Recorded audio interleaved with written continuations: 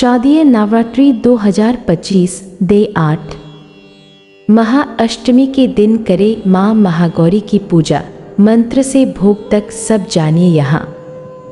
शारदीय नवरात्र का 8वां दिन क्यों होती है महागौरी की पूजा, महत्व और पूजन विधि। दुर्गा माता की 8वीं शक्ति का नाम माँ महागौरी है। दुर्गा उत्सव के दौरान 8वें दिन महागौरी माता की उपासना का विधान बताया गया है। देवी माँ की शक्ति अमोघ और फलदायिनी है। सच्चे मन से माता महागौरी की पूजा आरती करने से भक्तों को सभी पाप धुल जाते हैं। जीवन के सारे पाप भी नष्ट हो जाते हैं। इसके अलावा भविष्य में पाप संताप, दैन्य दुख कभी पास नहीं आते हैं। आइए जानते हैं महाअष्टमी के दिन माँ को प्रसन्न करने के लिए कैसे पूजा की जाए। दुर्गा पूजा के 7 दिन बीत चुके हैं। शारदीय नवरात्रि में माँ दुर्गा के 9 अलग अलग दिन माँ के अलग स्वरूपों या अवतारों की पूजा पूरे मनोयोग के साथ की जाती है। नवरात्रि में 9 दिवसीय दुर्गा उत्सव के दौरान पहले दिन माँ शैलपुत्री, दूसरे दिन माँ ब्रह्मचारिणी, तीसरे दिन माँ चंद्रघंटा, चौथे दिन कूष्मांडा, 5वें दिन स्कंद माता, 6वें दिन कात्यायनी और 7वें दिन यानी महासप्तमी के दिन माँ कालरात्रि की स्तुति और पूजन करने के बाद महाअष्टमी के दिन माता महागौरी की पूजा अर्चना करनी होती है। यहाँ पर हम आपको माँ महागौरी की पूजा उपासना से जुड़ी सभी जानकारी उपलब्ध करा रहे हैं। उनके मंत्र से लेकर पूजा विधि, कथा, भोग और आरती तक सब कुछ यहाँ आपको बताएंगे। महागौरी का अर्थ क्या है? महागौरी शब्द का अर्थ है अत्यंत उज्जवल स्वच्छ रंग, चंद्रमा की तरह चमक के साथ महागौरी देवी दुर्गा का 8वां स्वरूप है और नवरात्रि की अष्टमी के दिन इनकी पूजा की जाती है। महागौरी माता को माँ पार्वती, अन्नपूर्णा के रूप में भी जाना जाता है। महागौरी को बैल पर सवार होकर राहु ग्रह को नियंत्रित करने वाली माना जाता है। महागौरी का रंग चंद्रमा के समान सफेद और चमकीला है, जो शंख, चंद्रमा और चमेली के फूलों के समान बताया जाता है। महा का अर्थ है महान और गौरी का अर्थ सफेद है। माँ महागौरी सफेद वृषभ बैल पर विराजमान है। देवी महागौरी को 3 आँखों और 4 भुजाओं के साथ चित्रित किया गया है। माँ एक दाहिने हाथ में त्रिशूल रखती है और दूसरे दाहिने हाथ को अभय मुद्रा में रखती है। उनके एक बाएं हाथ में डमरू सुशोभित है और दूसरा बायां हाथ वरद मुद्रा में है। माँ महागौरी की पूजा विधि।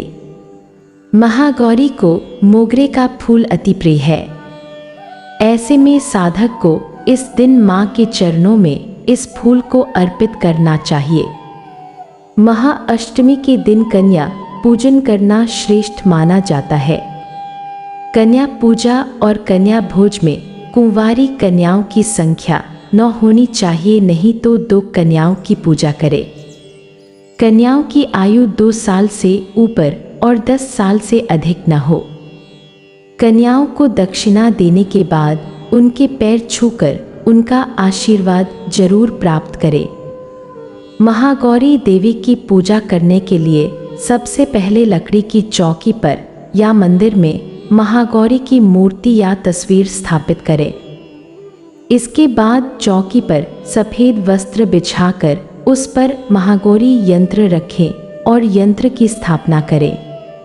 हाथ में सफ़ेद पुष्प लेकर माँ का ध्यान करें।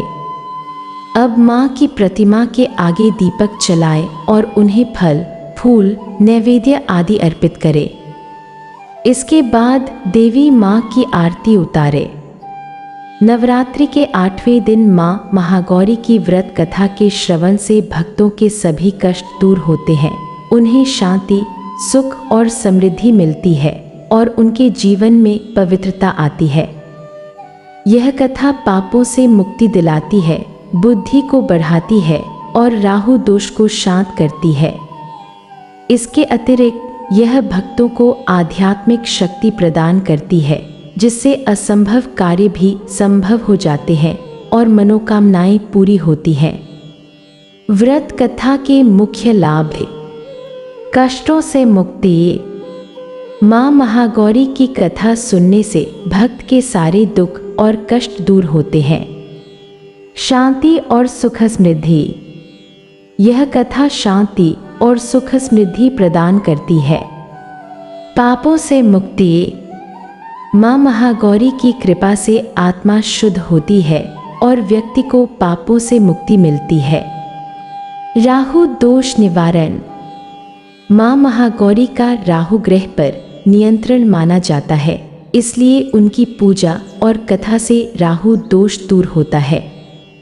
आध्यात्मिक शक्ति। भक्तों को अलौकिक सिद्धियां प्राप्त होती हैं और उन्हें आध्यात्मिक शक्ति मिलती है। ज्ञान वृद्धि। यह कथा व्यक्ति के जीवन में ज्ञान की वृद्धि करती है। मनोकामना पूर्ति। महागौरी की आराधना से जीवन की सभी बाधाएं दूर होती हैं और मनोकामनाएं पूरी होती हैं। वैवाहिक जीवन में खुशहाली। महाअष्टमी के दिन माँ महागौरी की कथा पढ़ने और सुनने से वैवाहिक जीवन में खुशहाली आती है। कथा का संक्षिप्त सार।